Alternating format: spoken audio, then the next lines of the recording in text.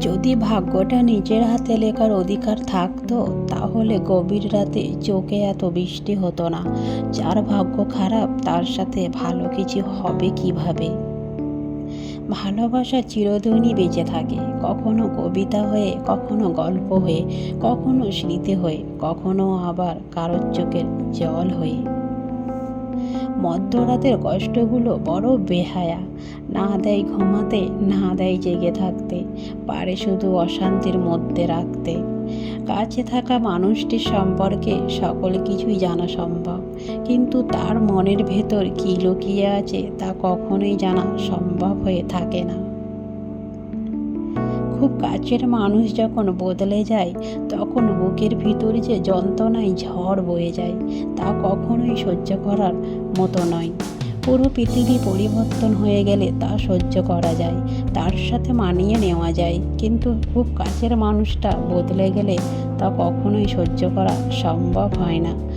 বদলে যাওয়া মানুষগুলো বুকের ভেতর নতুন একটা দেয়াল বানিয়ে ফেলে, যা ভেদ করে কখনোই তার কাছে যাওয়া সম্ভব না।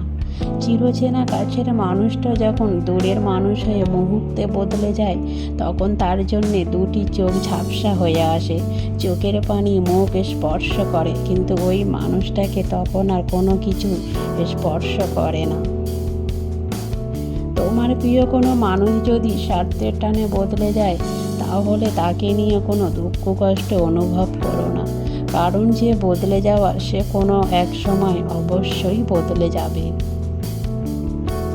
বদলে যাওয়া মানুষ ভাবে হয়তো এটাই আমার জন্যে সঠিক সিদ্ধান্ত, কিন্তু পরবর্তী সময় সেও অনেক কষ্টের মুখোমুখি হয়ে তীব্র যন্ত্রণা নিয়ে প্রতিটা মুহূর্তে পাড়ি দিয়ে থাকে।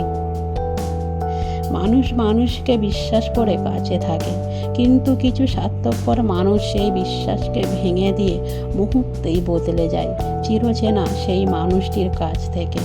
যে চলে যাওয়ার সে তো যাবেই, তাকে নিয়ে সময় নষ্ট না করে বরং কিভাবে নিজেকে সংশোধন করে সঠিক পথে অগ্রসর হওয়া যায় সেই দিকে পথ চলা।